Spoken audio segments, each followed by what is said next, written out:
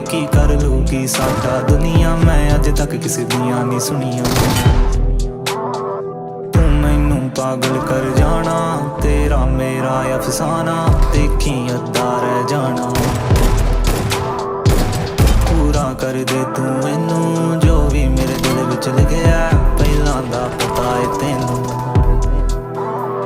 क्यों नशा तेरा होया होया, क्यों नशा तेरा होया होया, क्यों नशा